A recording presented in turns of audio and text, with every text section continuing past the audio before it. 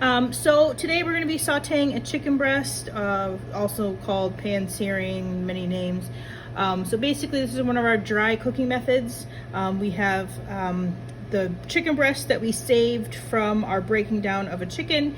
We're using the airline. You guys can do two, since you'll have two of these pieces, but for today's demo I'm just using one. So first I'm going to season my chicken. I have just salt and pepper. Salt, I'm using kosher salt. Kosher salt is the least salty of salts because it has really big flakes. So I'll show you a close-up on that. So it's pinchable. I couldn't pinch table salt. Most times in kitchens we use kosher salt because it has had that pinchable quality. And at first, when you first see me season this chicken, you'll be like, whoa, that's a lot of salt. Because there are big particles and a lot of that is air, it's actually not that salty. But the way that it melts on your tongue is a lot more evenly than a table salt. So I do suggest making the switch over to kosher. But also when you're seasoning, make sure you keep your hand high above the protein or whatever you're seasoning. That way that the salt distributes more evenly. So I'm just going to start seasoning here. We're just making it rain. We're salt baying here. And I'm only going to season this front side first. Once I flip it into the pan, then I'll season the other side. And then I have fresh ground pepper. Don't go overboard on pepper, there's such thing. And also pepper can burn. So typically I actually don't even cook with pepper in my real life because I don't think it goes with everything necessarily. But for today's purpose, since we're doing such a plain, simple pan-seared chicken breast, I'm gonna do a little salt and pepper. So this is nice and seasoned. I'm gonna move the camera over. I have a saute pan here. You want to make sure that your pan matches whatever the size of whatever you're doing. So because I only have one chicken breast, I'm not using the biggest saute pan I have. I'm doing something that is comparable in size. If you use a big pan, a bigger pan than what you're using, the outside of the pan tends to burn, or the oil on the outside tends to burn. So just make sure that you're using something that's a little more similar. And also you don't want to overcrowd a pan. So on the same token, I'm not going to use a pan that's only this big because then it's going to be overcrowded. It's not going to get the proper air circulation around it, and it's not going to cook the way it's supposed to. So I'm going to turn the flame on. We're going to go for more of like a medium high heat, not super cranked.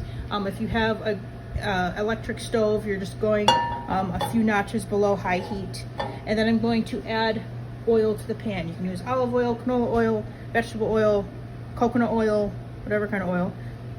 And I like to add it to the pan while it's still cold, so then you can kind of see. I'm adding about 2 tablespoons. You can see as it heats up, it starts to ripple. It starts when oil is cold, it moves really slow. And as it heats up, the viscosity changes and it looks thinner. So I like to see how it's reacting in the pan. And then it'll start to shimmer when it's ready to go. If you start to put your chicken in and then you don't hear a sizzle, don't commit, just take it back out. You can always just take it back out. I'd rather that than you putting it into a cold pan and then things get weird. So I see some rippling happening. I can hold my hand over it and I feel heat. You can see kind of like those waves coming off of the oil. So I'm going to use some tongs. And I'm going to put my chicken in skin side down. And I'm laying it away from me so that if it does splatter, it's not splattering me. Okay. So if I put it in there and I see billowing smoke, your stove will sense fear. So all you got to do is turn it down.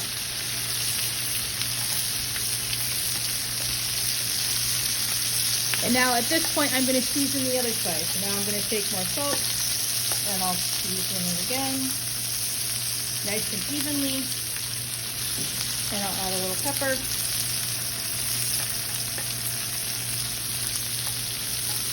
And that's it. So at this point, I don't see any smoke billowing, so I know that my temperature is right. I heard a loud applause of sizzle when I put the meat in, so I'm confident that I'm at the right temperature. And what we're looking for is a nice deep golden brown. A lot of people struggle with things sticking to a pan, so we're not using a non-stick pan. But because we heated our pan properly, and we're gonna let our food cook till it tells us it's ready to be flipped. It won't stick. If you start to flip it and you feel the chicken sticking, that means it's not ready. Naturally, food will release from the pan when it's ready to be flipped.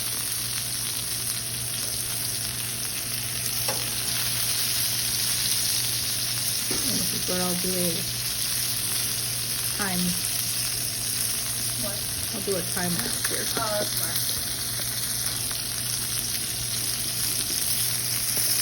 And see, that's the other thing. You know how to edit videos. Lauren doesn't. So Those two. he would like us to sit here and not time that.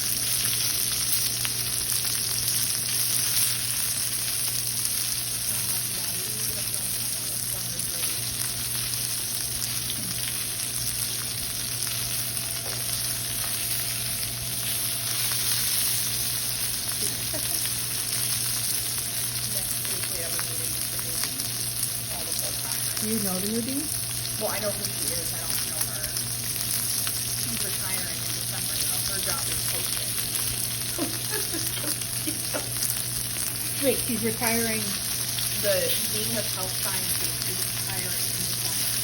So then there's gonna be a whole other person. Correct. So we're just getting in there, and then it's basically we're pretty much going to start spraying the main person. The job's been posted for everybody. So now we're seeing, I can confidently say that I know that brown things are happening because I see some brown bits on the bottom. I'm going to do a little check and flip. And we have a nice brown piece of chicken.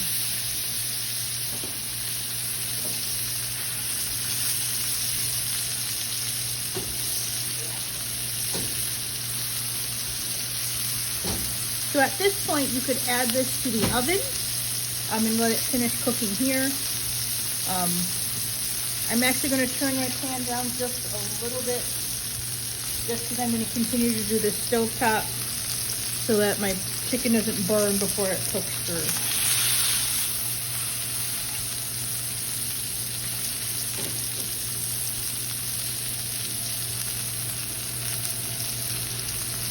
And all these brown bits on the bottom, you could save to make a nice pan sauce.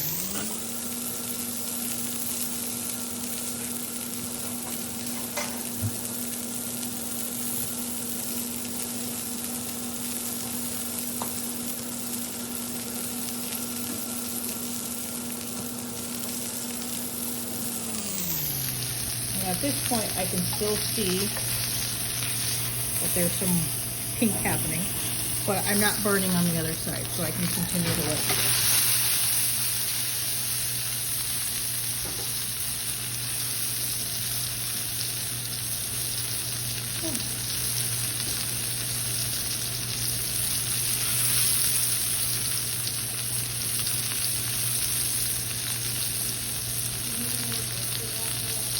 What?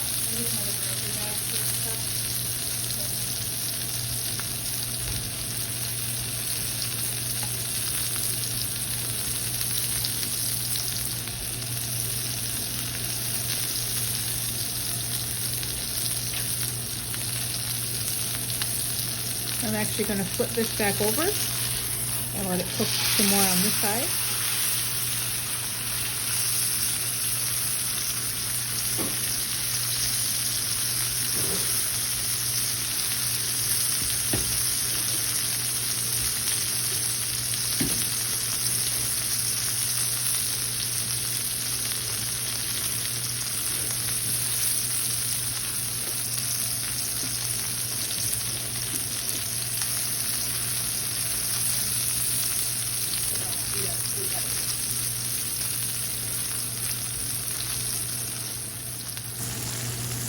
Alright, so my chicken's been in the oven for about an additional 10 minutes. I'm going to take its temperature. I have a thermometer here. When you're taking the temp of a protein, you want to do it the length of the thermometer, not just the point. So I'm going to registering, if you can see that, it is at 160, climbing to 165, which is ideal.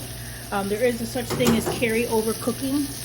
So if you have like a giant turkey, it will climb a bunch of degrees once it takes it out of the oven. So if you take it out of the oven and it has already reached the ideal temperature, it might be overcooked by the time you serve it. Alright, so once we've gotten to this stage, I've got nice color on both sides. I'm going to go ahead and put this into So that's the it. oven. Now we have a cooked at piece of 400. chicken. I We have told the infrared thermometer Nice pan be drippings if you wanted to make a pan sauce. between 155 and 160 in my And ready to be served.